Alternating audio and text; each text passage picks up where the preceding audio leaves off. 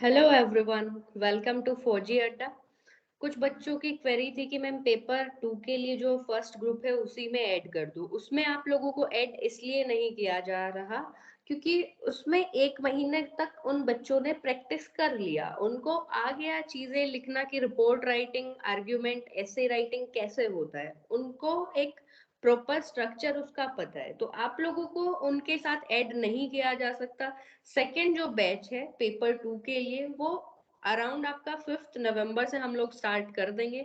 उसके लिए एनरोलमेंट के लिए अभी स्टार्ट कर दिया है। जिन भी बच्चों को एनरोल करना है वो डायरेक्टली मैसेज कर सकता है, टेलीग्राम चैनल पर कर सकता है, आईडी आपको मिली है वहां कर सकते हैं। अगर इसका हम देख लें तो क्या कुछ फीस स्ट्रक्चर रहने वाला है, that will cost you around 6,000 rupee. And उस 6,000 रुपीज में आपको क्या कुछ मिलेगा, डेली आपको टास्क मिलेगा, न्यूज़पेपर पढ़ना है आपको, स्पून फीडिंग नहीं होने वाली। अगर किसी को लगता है कि फौजी अड्डा वाले नोट्स बनाकर दे देंगे और आप उनमें से लिखकर चिपका कर पास हो जाओगे, तो ना ही आप पास होने वाले हो, ना ही आपको ये सारी चीजें कोर्स में मिलने वाली हैं। फिर आपको एनरोल करने की जरूरत नहीं है। जो बच्चा खुद से मेहनत करना चाहता है कि हाँ डेली जो भी टास्क मिलेगा वो कंप्लीट करेंगे वो लोग, उनके लिए ये ग्रुप ओपन है। ठीक है, ऐसा नहीं है फीस दे दी और कोई भी आ जाओ इसमें। डेली आंसर राइटिंग होगा, इवेल्युएशन होगा, इंडिविजुअल कॉपीज का फीडबैक होगा। फिर डेली स्काइप पर मीटिंग होती है, उसमें हम लोग कॉपीज डिस्कस करते हैं, आप लोगों ने वीडियोस में देखा होगा। मोर देन 300+ टॉपिक्स हम लोग, जो आपका 2023 का एग्जाम है उससे पहले हम लोग प्रैक्टिस कर चुके होंगे पेपर 2 के लिए। प्लस इसमें 5 से 10 आपके मॉक टेस्ट हो जाएंगे, फुल लेंथ मॉक टेस्ट, आपको कोई अलग से पे करने की जरूरत नहीं पड़ेगी इसमें।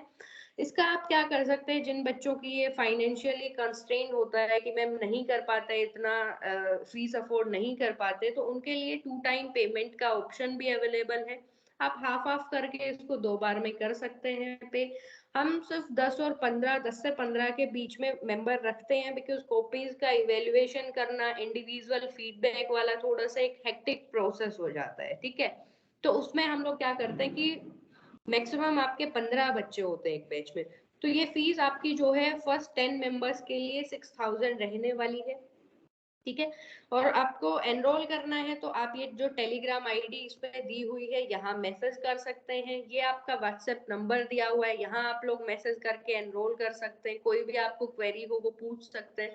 अगर हम इसकी बात करें कि कैसे इसमें मॉडल आंसर मिलता है, model answer as such daily expect नहीं करेंगे आप। ये स्टार्टिंग में आपको कैसे चीजें लिखनी है, कैसे अपने नोट्स बनाने हैं, उसके लिए ये चीजें बताई जाती है। Because model answer as such exist नहीं करता। अगर हम लोग खुद से भी लिखते हैं, आपका कोई मेंटोर ही उसको लिख कर देता है, तो उसमें भी कुछ ना कुछ कमियां निकल सकती हैं, कुछ ना कुछ गलतियां उसमें भी निकाल सकता है इवेल्युएटर।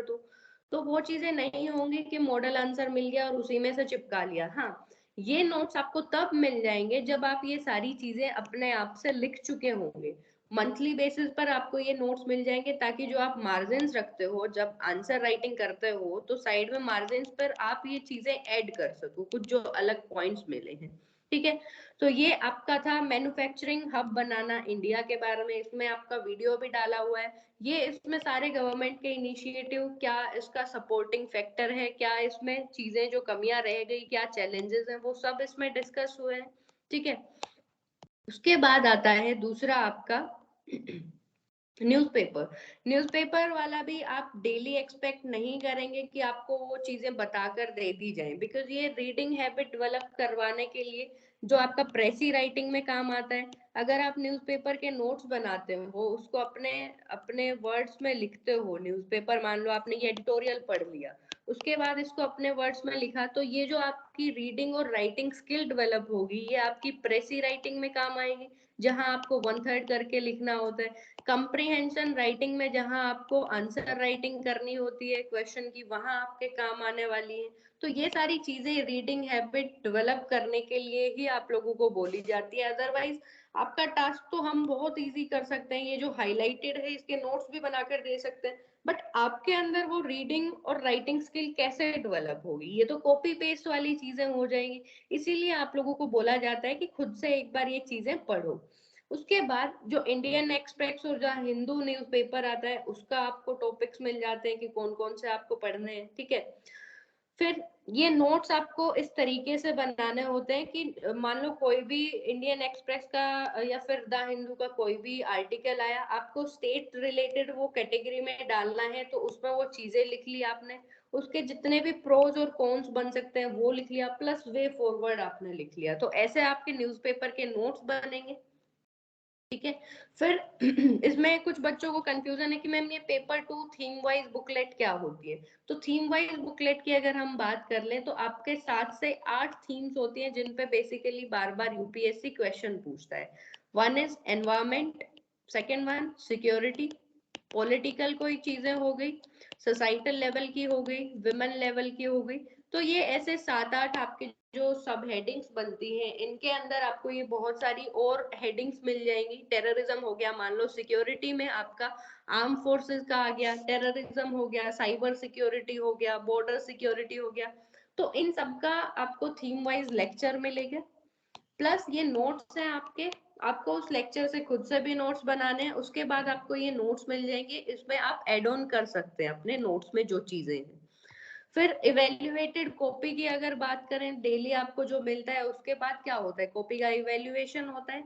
ये अश्विनी की कॉपी है, लाइन टू लाइन ये चीजें चेक होती हैं, जहां भी चीजें कोई गलती हुई वहां आपका मार्जिन में लिख दिया जाता है। ऐसे आपको A4 साइज की शीट में प्लेन पेज पर लिखना होता है, साइड में मार्जिन पर ये आपके रिमार्क्स मिलते हैं। फिर उसके बाद कुछ एक्स्ट्रा पॉइंट जो ऐड करने होते हैं, नहीं किए तो वो कॉपीज में आपके में लिख दिए जाते हैं साइड में। ऑल राइट, तो ये हो गया आपका कॉपीज का इवेल्युएशन। फिर ये कॉपी आपका जो स्काइप पर मीटिंग होती है डेली, उसमें डिस्कस हो जाती है।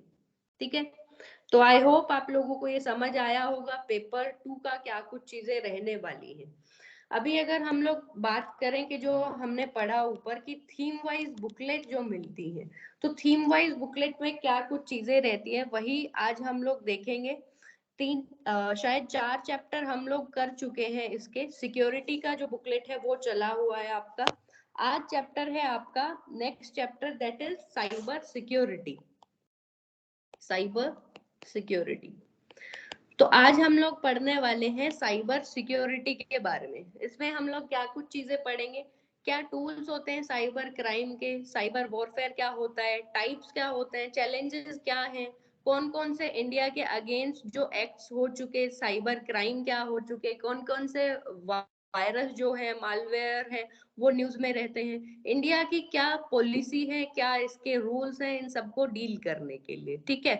तो just a brief introduction about cyber security. तो साइबर सिक्योरिटी क्या चीज होती है? साइबर सिक्योरिटी इज सिक्योर करना वंस इंफॉर्मेशन, किसी के इंफॉर्मेशन सिस्टम को सिक्योर करना। इंफॉर्मेशन सिस्टम अब क्या हो सकते हैं, आपका कंप्यूटर भी हो सकता है। ठीक है। कोई भी नेटवर्क्स हो गए, कोई भी प्रोग्राम्स हो गए आपके, ये सारे इंफॉर्मेशन सिस्टम जिनमें इंफॉर्मेशन आपकी स्टोर होती है, कोई भी डेटा है वो स्टोर होता है। तो इनको सिक्योर करना ही आपका साइबर सिक्योरिटी कहलाता है। ठीक है। और किससे सिक्योर करना, कि कोई अनऑथोराइज्ड जो पर्सन है, अनऑथोराइज्ड पर्सन है, ऑर्गेनाइजेशन है, वो इसको डिस्ट्रक्ट ना कर सके। ठीक है। तो अनऑथोराइज्ड पर्सन से कंप्यूटर नेटवर्क की इंफॉर्मेशन सिस्टम को सिक्योर करना आपका कहलाता है साइबर सिक्योरिटी। आपको इसका डेफिनेशन समझ आया होगा। ठीक है। तो बहुत ज्यादा कॉन्फिडेंशियल इंफॉर्मेशन स्टोर होती है, गवर्नमेंट की भी हाई लेवल की जो क्रिटिकल इंफॉर्मेशन है किसी भी कंट्री का, वो भी स्टोर होता है इसमें आपका। ठीक है। तो ये जो साइबर अटैकर्स होते हैं, ये इसको हैक करके ये जो क्रिटिकल इंफ्रास्ट्रक्चर की इंफॉर्मेशन है या कोई भी लेवल पर इंफॉर्मेशन है, इंडिविजुअल की भी अगर बात करें, इंडिविजुअल की या फिर जो गवर्नमेंट के लेवल की बात करें, तो नेशनल जो इंफॉर्मेशन है उसको ये लोग हैम्पर कर सकते हैं, जो अनऑथोराइज्ड पर्सन हैकर्स जो है। तो इनको सेफ गार्ड करने के लिए नेशन की जो सिक्योरिटी है उसको सेफ गार्ड करने के लिए जो साइबर सिक्योरिटी है ये क्या हो जाती है, मस्ट हो जाती है। ठीक है। कि ताकि कोई भी जो क्रिटिकल इंफॉर्मेशन है वो लीक ना हो। उसके बाद हम लोग देखते हैं type of attacks. Types of attacks. ये जो साइबर अटैक्स हैं ये किस किस तरीके के हो सकते हैं। First, it can be physical attack. Physical attack में क्या होगा, फिजिकल डैमेज करेंगे, ये फिजिकली किसी चीज को डैमेज करना इंक्लूड होगा आपके फिजिकल अटैक में। Physical damage upon the information infrastructure, जो इंफॉर्मेशन है कहीं भी स्टोर है, मान लो आपके कंप्यूटर में स्टोर है इंफॉर्मेशन, ठीक है, इंफॉर्मेशन स्टोर है आपके कंप्यूटर में। अब कंप्यूटर को फिजिकली डैमेज कर दिया जाए, किसी ने आपके कंप्यूटर को फिजिकली डैमेज कर दिया। और जो अगर और बड़े लेवल पर अटैक्स की बात करें तो साइबर अटैक्स में क्या होता है, कोई भी बॉम्ब अटैक हो गया, बॉम्ब अटैक कर दिया, जहां भी गवर्नमेंट की क्रिटिकल इंफ्रास्ट्रक्चर और ये इंफॉर्मेशन स्टोर्ड थी उस जगह पर अटैक हो गया, तो वो फिजिकली वो कंप्यूटर डैमेज हो गया। दूसरा आपका आता है सिंटैक्टिक अटैक, और तीसरा है semantic attack. Semantic attack, syntactic attack and physical attack. Syntactic attack में क्या होता है, in this type the attack is on functioning of information system. जो ये आपका इंफॉर्मेशन सिस्टम है कंप्यूटर की फंक्शनिंग पर इफेक्ट होगा। Functioning of computer system is affected in syntactic attack. ठीक है, मैनिपुलेट कर दी जाएगी इसमें बहुत सारी चीजें, मान लो कुछ ऐसी चीजें हो गई कि प्रोसेस करने में डिले हो गया, बार बार आपका कंप्यूटर शट डाउन हो जाता है अपने आप, तो ये चीजें सिंटैक्टिक अटैक में आएंगी। नेक्स्ट है आपका semantic attack. In this type the trust and confidence of system user are exploited. जो सिस्टम को यूज कर रहे हैं उन यूजर्स का ट्रस्ट जो है that is exploited in semantic attack. ठीक है, फाइनेंशियल स्कैम जो होते हैं, डुप्लीकेशन, वेबसाइट का डुप्लीकेशन बना दिया और उनके ट्रस्ट को गेन कर लिया। यूजर्स को क्या लगता है फिर कि अगर वो कोई fake website same as it is आपकी जो रियल वाली होती है उसके जैसी बना दी, तो यूजर्स को समझ नहीं आता कि ये वाली फेक है। ठीक है, इसलिए वो यूजर्स के ट्रस्ट को उसके साथ मैनिपुलेशन करके ट्रस्ट गेन करते हैं, और इस तरीके के अटैक को बोला जाता है सिमेंटिक अटैक। उसके बाद जो इसमें आपकी इंपॉर्टेंट चीज आती है कि टेररिस्ट जो होते हैं, साइबर जो क्रिमिनल्स होते हैं, जो साइबर टेररिज्म स्प्रेड करते हैं, दे इंड्यूस फियर। फियर इंड्यूस करते हैं वो किसी में भी। कोई भी टेररिस्ट, हमने टेररिज्म वाला चैप्टर पढ़ा, तो सबसे मेन जो उसका रूट जो होता है वो क्या होता है कि लोगों में डर पैदा करते हैं। ठीक है, तो किस तरीके से साइबर टेररिज्म में डर ये लोग फैलाते हैं, by indulging in large scale disruption and handicapping of computer system. कि जो कंप्यूटर सिस्टम है जिसमें कोई भी यूजर की सारी इंफॉर्मेशन है उसको ब्लॉक कर दिया, उसको हैक कर लिया, ठीक है, ताकि वो बहुत ज्यादा बार शट डाउन हो जाए, फिर वो बंदा पैनिक हो जाए, जो यूजर है वो पैनिक होगा कि ये सारी चीजें क्या हुई। ठीक है, फिर इसके चलते जो उसमें क्रिटिकल इंफॉर्मेशन है उसको ये लोग क्या करते हैं, जो साइबर टेररिस्ट होते हैं, जो उसमें क्रिटिकल इंफॉर्मेशन स्टोर्ड है उसको ये लोग वहां से निकाल लेते हैं by the use of viruses, Trojan, malware. ये सारी चीजें हम लोग पढ़ेंगे, ये आगे हम लोग पढ़ेंगे ये चीजें क्या होती है।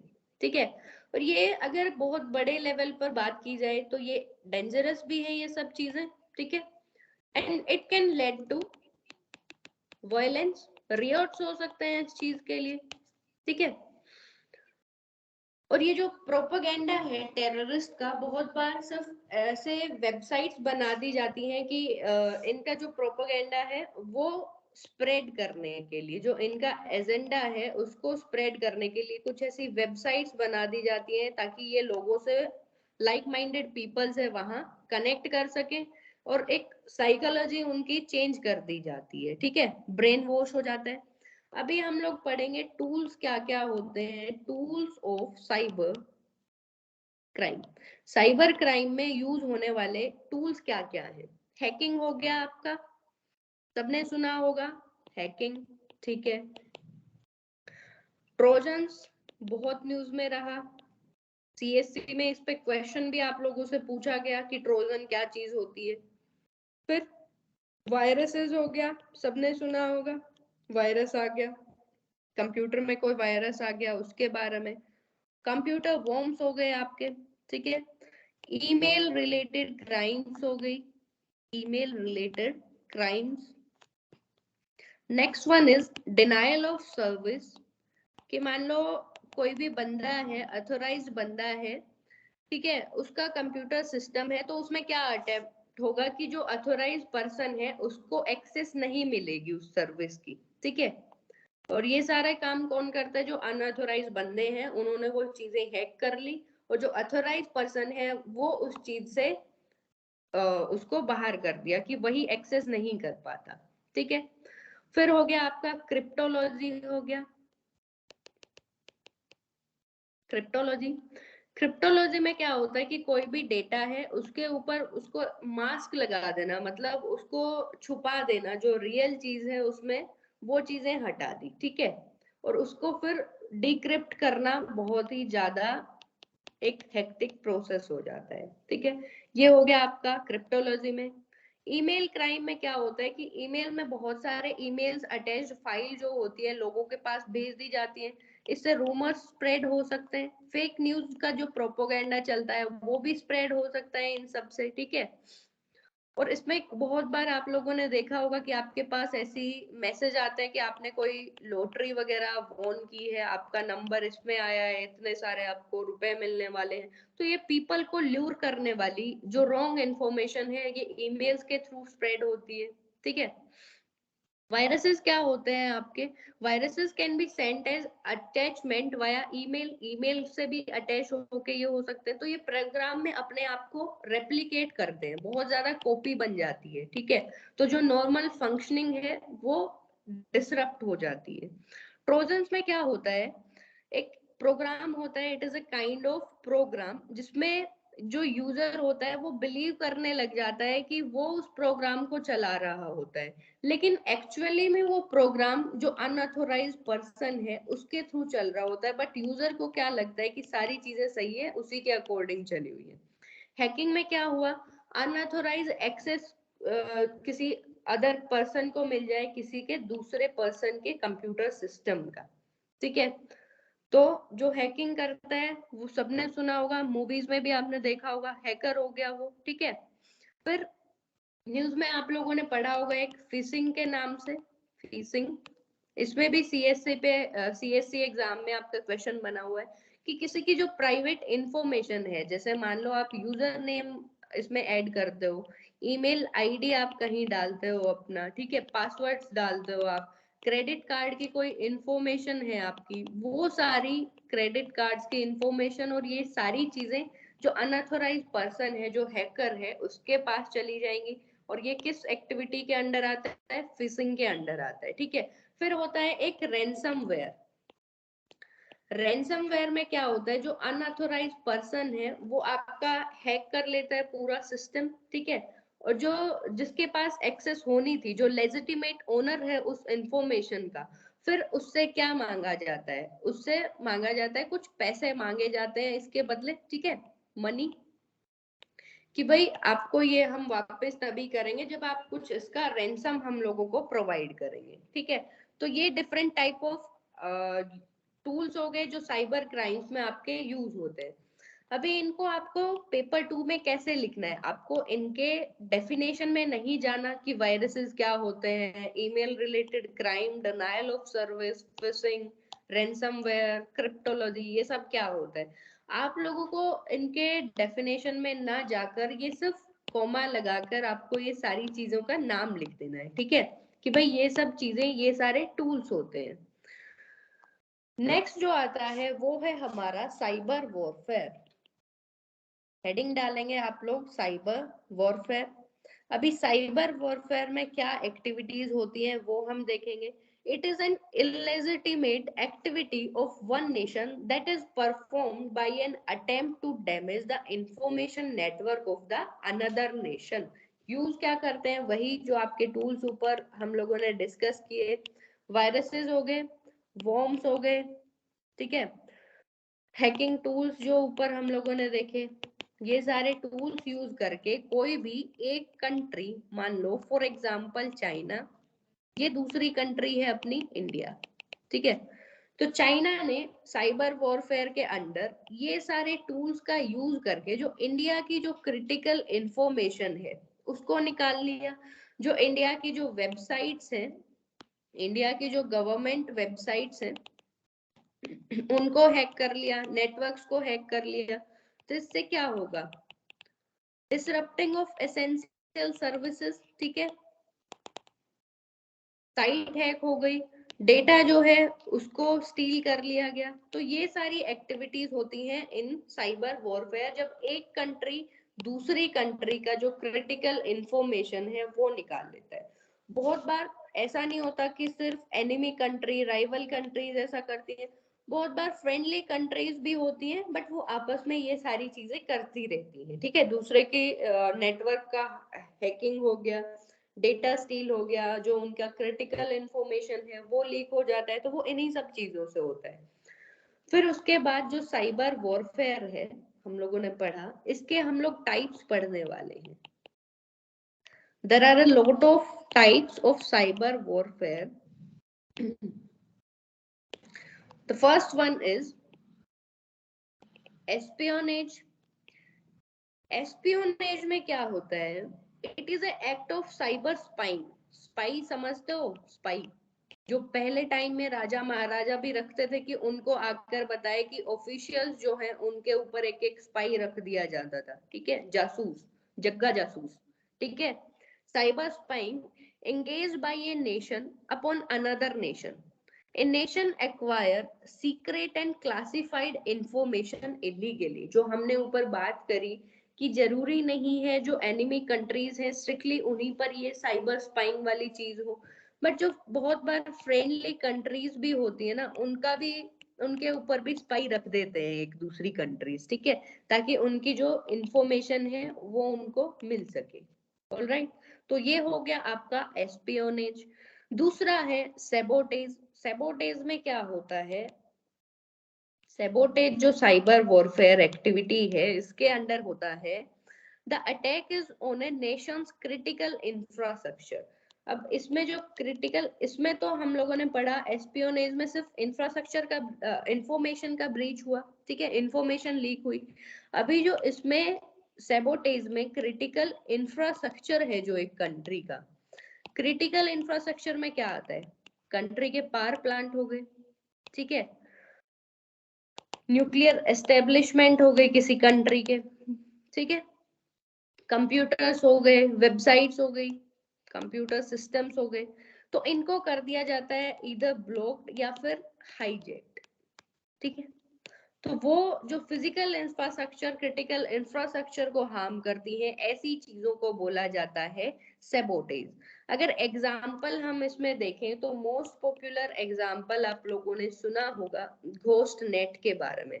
It is a kind of spyware. अभी आपको इस चीज को कैसे यूज करना है, स्पाईवेयर का आपको अगर एग्जाम्पल लिखना पड़ गया कहीं कि ये चीजें हैं कि, तो उसमें आप इसमें ये चीज डाल सकते हो कि जो घोस्ट नेट है 2009 में आपका आया था, ठीक है। इसमें क्या हुआ था कि जो चाइना के रिसर्चर्स हैं उन्होंने देखा कि ये घोस्ट नेट नाम का एक भाई स्पाईवेयर है।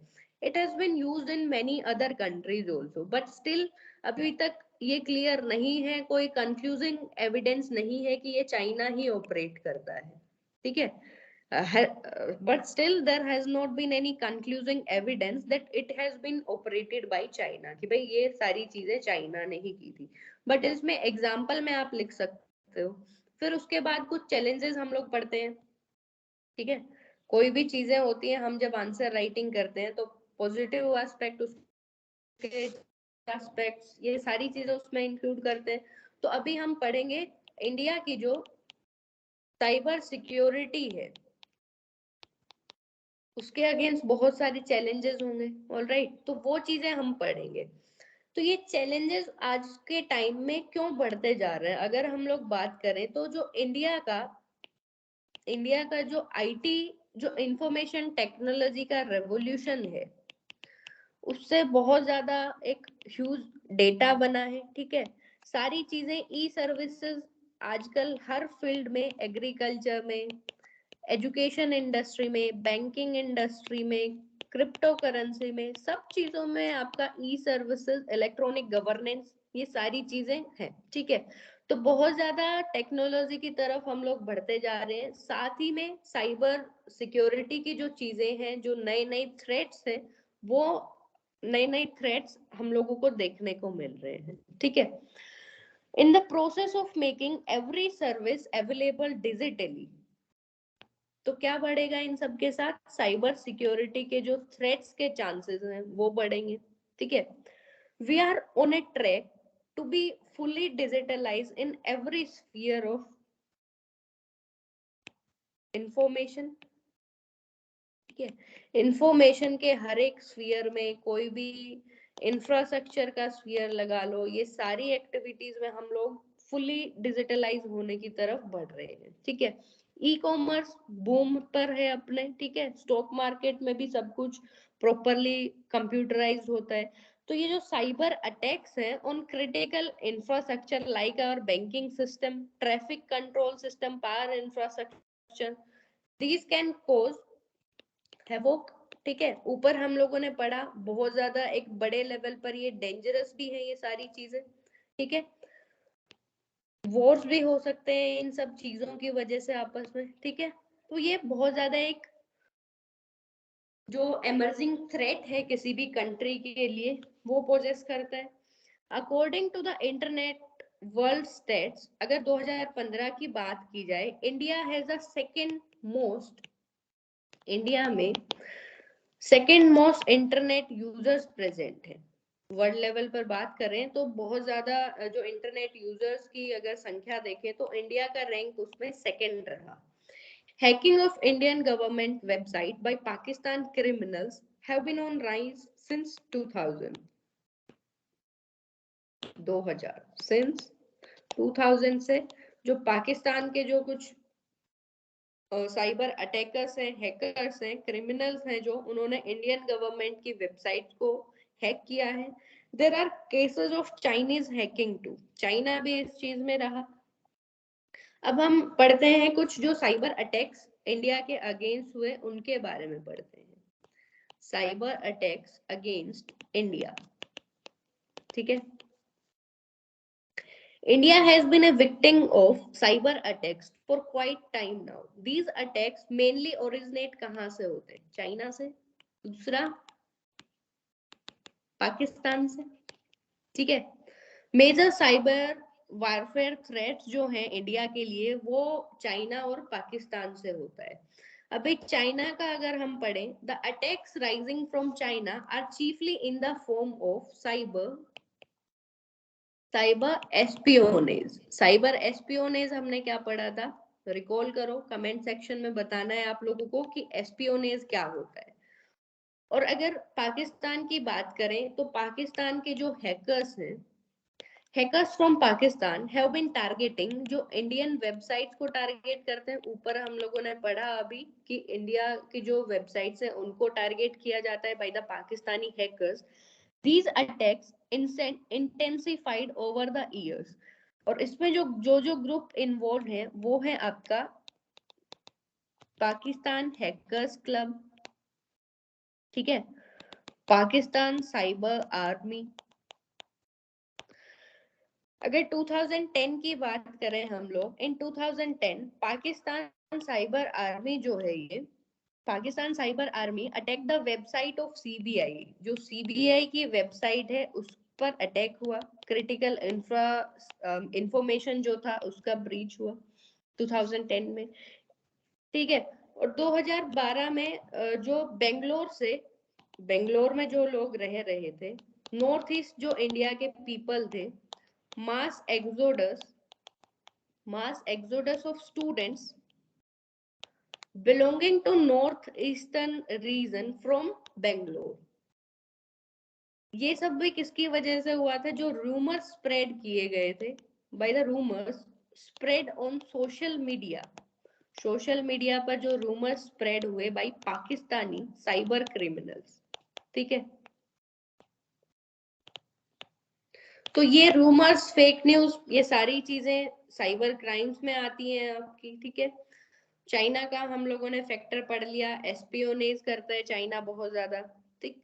अभी हम लोग पढ़ेंगे कि ये सारी चीजों को रोकने के लिए कुछ तो साइबर सिक्योरिटी इनिशिएटिव्स होंगे ना हम लोगों के पास। तो साइबर सिक्योरिटी इनिशिएटिव्स में आप लोगों को क्या लिखना है, जब ऐसे राइटिंग करते हो तो आपने सारी चीजें बता दी कि भाई ये चैलेंजेस हैं, ये दिक्कतें आई हैं और ये सारी चीजें होती हैं। उसके बाद आपको बताना होता है कि जो गवर्नमेंट है उसने क्या कुछ रूल रेगुलेशन इसके लिए निकाले हैं। तो the first one is your information technology act 2000, amend किया गया इसको बहुत बार, ठीक है।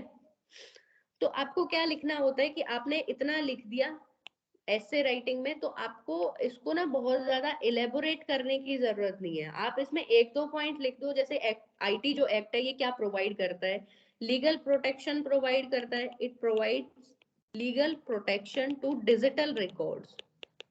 ये सारी ई कॉमर्स के रिलेटेड जितनी भी आपको उसमें दिक्कतें देखने मिलेंगी उसको सबको एड्रेस करता है आईटी एक्ट, ठीक है। Preservation of government records, preservation of government records, ठीक है। ये प्रोवाइड करता है power to sue for the damage, ठीक है। अपॉइंटमेंट ऑफ जुडिशियल बॉडीज, ये बताता है कि भाई जुडिशियल बॉडीज अपॉइंट करी जाए टू रेंडर जस्टिस, और जो डिस्प्यूट्स हुए हैं उनको बहुत जल्दी से जल्दी सोल्व किया जाए, डिस्प्यूट रिजोल्विंग। तो ये सब आईटी एक्ट 2000 वाला आपको प्रोवाइड करता है, ठीक है। और इसमें हैकिंग जो है, it considered hacking and other malicious activities as a punishable offence, ठीक है। पनिशेबल ऑफेंस है इसके अंडर ये सारी एक्टिविटीज आपकी।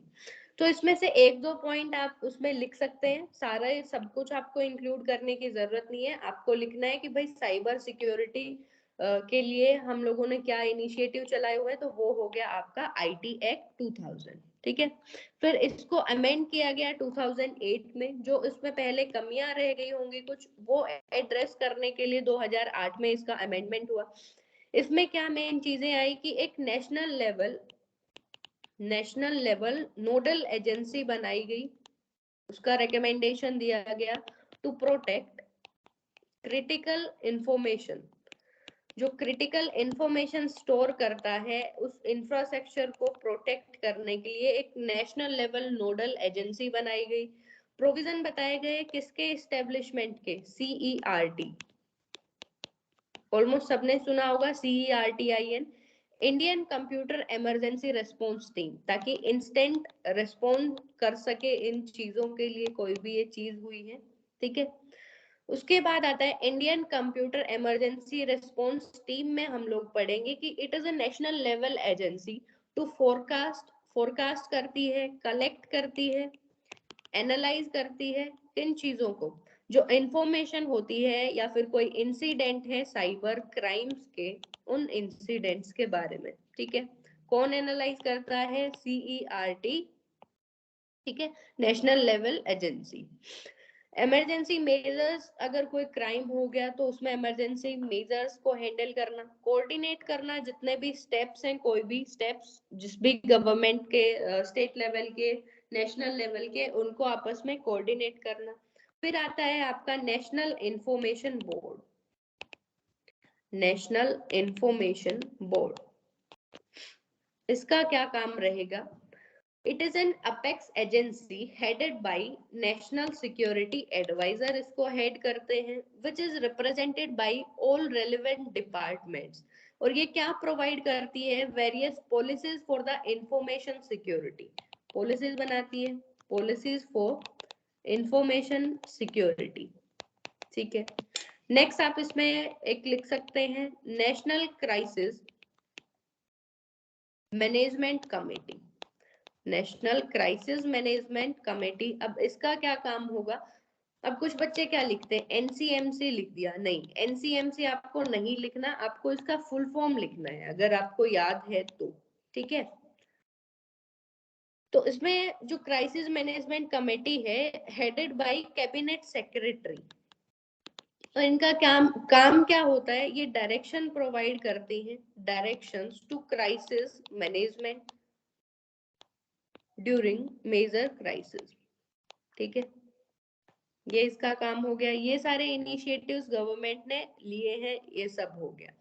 उसके बाद हम लोग पढ़ेंगे कि इन सब के चैलेंजेस क्या हो सकते हैं, मतलब ये सारी चीजें होती क्यों है, क्यों होती हैं भाई। ये अगर जो साइबर सिक्योरिटी वाली ऐसी चीजें हैं, लैक ऑफ अवेयरनेस सबसे पहली बात, तो due to lack of awareness among public, public में इतनी अवेयरनेस नहीं है साइबर सिक्योरिटी के बारे में, due to lack of train manpower, ठीक है, क्वालिफाइड प्रोफेशनल नहीं है जो काउंटर कर सके साइबर थ्रेट्स को, पुअर ट्रेनिंग इंफ्रास्ट्रक्चर, ठीक है, lack of private investment, private players नहीं है जो ये साइबर सिक्योरिटी के स्पेस में इन्वेस्ट करने वाले, स्पेशलाइज्ड कोर्सेज नहीं बने हुए, specialised courses, lack of specialised courses in cyber security. मान लो अभी एक कोई कोर्स है, उसमें बता दिया फिशिंग जो अटैक है, फिशिंग अटैक को रोकने के लिए, बट एस्पियोनेज को रोकने के लिए भी तो कुछ चीजें होंगी, तो एक स्पेशलाइज्ड कोर्स की कमी है कि हर एक अटैक के लिए एक स्पेशलाइज्ड कोर्स होना चाहिए। ठीक है, और आजकल जितना टेक्नोलॉजी बढ़ रहा है उसी के साथ fast changing nature and intensity of threats, बहुत अलग अलग तरीके के थ्रेट्स देखने को मिलते हैं, तो ये आपके इशू हो सकते हैं। उसके बाद हम लोग पढ़ेंगे national cyber security policy 2013, national cyber security policy 2013 enacted with the provision to protect information which include personal, financial or any sovereign information। तो नेशनल लेवल नोडल एजेंसी बनाएगी to coordinate matters related to all cyber security. ठीक है, इसमें बोला गया कि जितनी भी ऑर्गेनाइजेशंस हैं उनका अपना ओन सिक्योरिटी पॉलिसी होना चाहिए, own security policy as per international standards. All the organizations should have a specific amount from its budget for the effective implementation of security policy।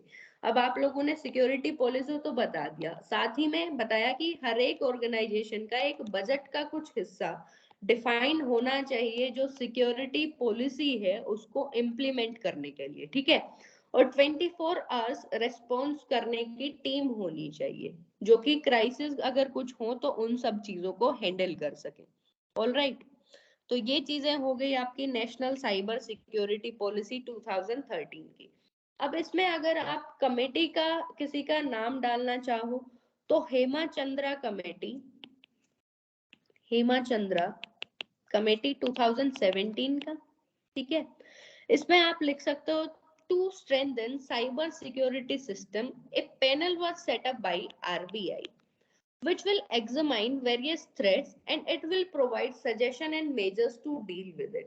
अभी कोई भी कमेटी है साइबर क्राइम से related, वो इन्हीं सब बारे में सारी अच्छी अच्छी बातें बताएंगे कि कैसे चीजें करनी है। ठीक है, और ये वेरियस सिक्योरिटी प्रोटोकॉल्स इन्होंने स्टडी किए, फिर प्रॉपर एक अप्रोप्रिएट पॉलिसी इन्होंने सजेस्ट की। तो आपको ये सारी चीजें इसमें नहीं लिखनी कि क्या इन्होंने सजेस्ट किया, आपको सिर्फ एक कमेटी लिख देना है कि हेमाचंद्रा कमेटी।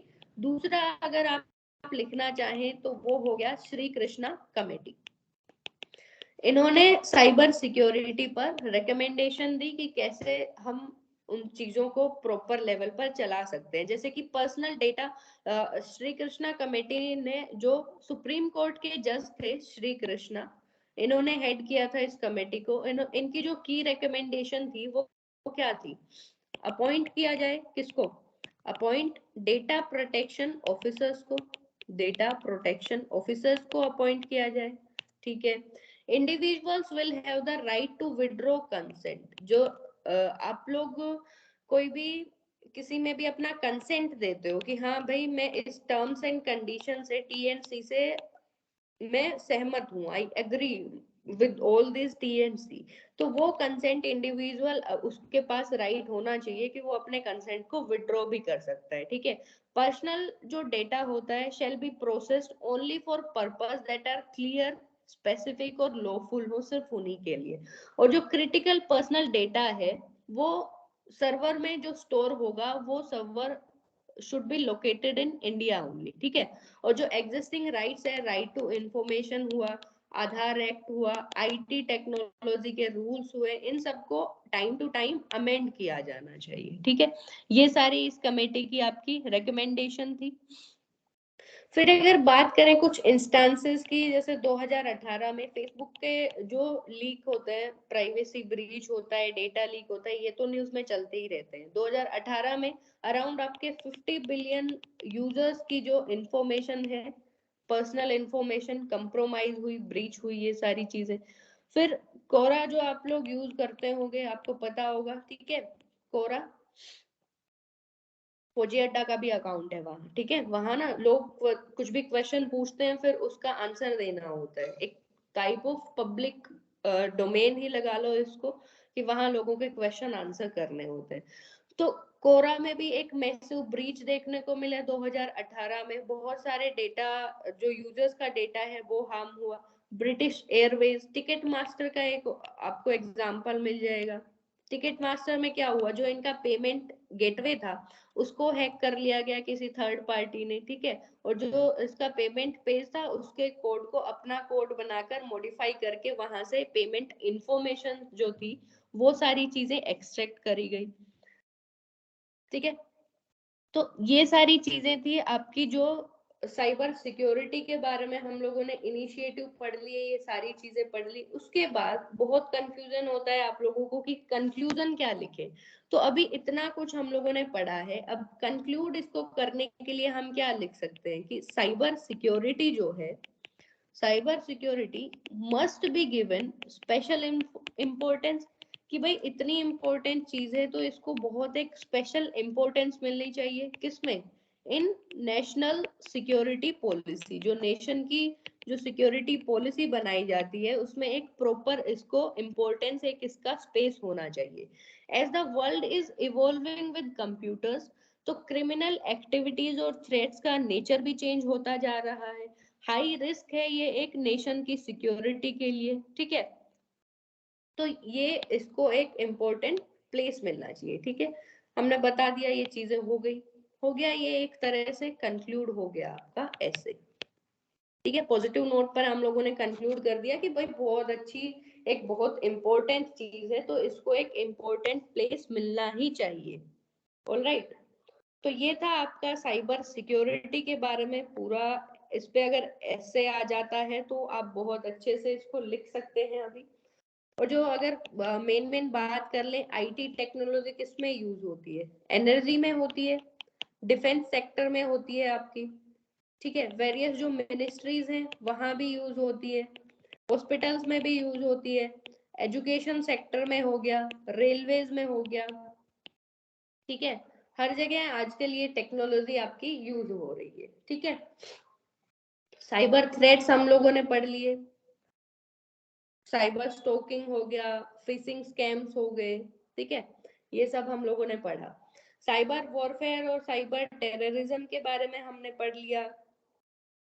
इंडिया का जो साइबर इंडिया का जो साइबर स्पेस है उसको क्या क्या थ्रेट हो सकते हैं इन सब एक्टिविटीज की वजह से।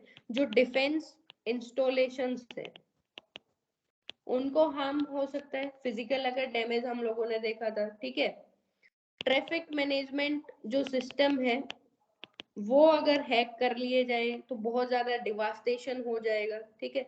कम्युनिकेशन नेटवर्क है उनको अगर हैक कर लिया जाता है तो उसका भी बहुत हार्मफुल इफेक्ट्स हो सकते हैं। फाइनेंशियल सर्विसेज हैं उनको भी अटैक कर लिया जा सकता है, ठीक है। तो बहुत ज्यादा बड़े लेवल पर डिसरप्शन हो जाएगा, सर्विसेज का डिस्ट्रक्शन होगा, आपकी जो क्रिटिकल इंफॉर्मेशन है, इंफॉर्मेशन का भी और इंफ्रास्ट्रक्चर का भी डिस्ट्रक्शन। ये सब साइबर थ्रेट्स की वजह से होगा। ठीक है, लीगल फ्रेमवर्क में हमने पढ़ा आईटी एक्ट 2000 वाला, जिसमें हम लोगों ने उसके कुछ चीजें उसमें डिस्कस करी थी। उसके कुछ सेक्शंस भी होते हैं कि अगर कोई ऑफेंसिव मैसेज भेजता है तो उसके लिए एक सेक्शन 66A भी होता है। तो इतना डीप में आपको नहीं लिखना, एक आप इसका नाम लिख देंगे, that will be more than enough. ठीक है, फिर पर्सनल डेटा सिक्योरिटी बिल आया, आधार कार्ड का बिल आया, right to correction, right to be forgotten, ये सारी चीजें उन सब एक्ट्स में हुई। इंटरनेशनल लेवल पर अगर हम बात कर लें, इंटरनेशनल लेवल पर अगर साइबर क्राइम को रोकने के लिए कुछ चीजें हैं तो उसकी हम बात करें तो एक आता है आपका Budapest convention on cyber crime 2001। ठीक है, only binding international instrument on this cyber crime issue, first international treaty on crimes committed via internet। तो बुडापेस्ट कन्वेंशन का आप इसमें एग्जांपल डाल सकते हो आपके पेपर में। ठीक है, इंटरनेशनल लेवल पर। फिर आ गया global centre for cyber security, WEF ने लॉन्च किया ये क्या चीज, global centre for cyber security. Global conference on cyber space, global conference on cyber space. ठीक है, बाइनियली हेल्ड किया जाता है इसको सिंस 2011। इंडिया ने इसको होस्ट किया था, इंडिया होस्टेड इट इन 2017। तो ये सब आप अपने आंसर राइटिंग में लिखते हैं तो एक क्वालिटी एनरिचमेंट होता है उस चीज का। ठीक है, कि भाई हम लोगों ने साइबर अटैक्स के बारे में बता दिया, उसके बाद हमने ये सारी चीजें रूल्स रेगुलेशन बता दी, आईटी एक्ट 2000 का हम लोगों ने बता दिया। ठीक है, जिसको इंडियन साइबर एक्ट भी बोला जाता है, इंडियन साइबर एक्ट भी बोला जाता है इस चीज को। प्रोटेक्ट करता है ऑनलाइन प्राइवेसी को और जो ऑनलाइन क्राइम्स होते हैं उनको कर्व करने के लिए। ठीक है, फिर 2008 में इसको अमेंड किया गया, डेटा प्राइवेसी, इंफॉर्मेशन सिक्योरिटी और साइबर कैफे की डेफिनेशन इंक्लूड की गई 2008 में जब इसको अमेंडमेंट किया गया उस टाइम पर। ठीक है, फिर नेशनल साइबर सिक्योरिटी स्ट्रेटेजी होती है और एक आता है आपका साइबर सुरक्षित भारत इनिशिएटिव। ये हम लोग डिस्कस कर लेते हैं, साइबर सुरक्षित भारत इनिशिएटिव। इसमें क्या होता है, Ministry of Information and Technology in collaboration with National E-Governance Division, national e governance division के साथ मिलकर ये इनिशिएटिव आपका लेकर आए 2018 में, to build cyber resilient IT setup. ठीक है, ये हो गया नेशनल साइबर सिक्योरिटी स्ट्रेटेजी होगी, जिसमें Indian government national cyber security laws लेके आई, स्ट्रेटेजी प्रोविजंस थे to secure cyber space in India. ठीक है, इसका कुछ पेंडिंग है कैबिनेट में वो सारी चीजें। तो ये सारी चीजें हो गई आपके साइबर सिक्योरिटी के बारे में। आई होप ये टॉपिक आपको क्लियर हुआ होगा। अभी आप क्या करेंगे, एक पेज के अपने नोट्स बनाएंगे, उसके बाद एक पेज इसमें आप ब्लैंक रख देंगे। अभी कोई भी अगर इस टाइप का एग्जाम्पल न्यूज में आपको देखने को मिलता है, साइबर सिक्योरिटी का थ्रेट्स कोई आपको देखने को मिला, किसी वायरस का नेम आपको देखने को मिला, कोई ट्रोजन्स का नेम आपको देखने को मिला, तो वो आप जो करंट अफेयर्स की चीजें हैं उसमें एड ऑन करेंगे। ठीक है, और फिर फाइनल आंसर राइटिंग में ये सारी चीजें उसमें इंक्लूड करेंगे। आई होप आपको ये समझ आया होगा। मिलते हैं फिर नेक्स्ट वीडियो में नेक्स्ट चैप्टर के साथ हम लोग। ठीक है।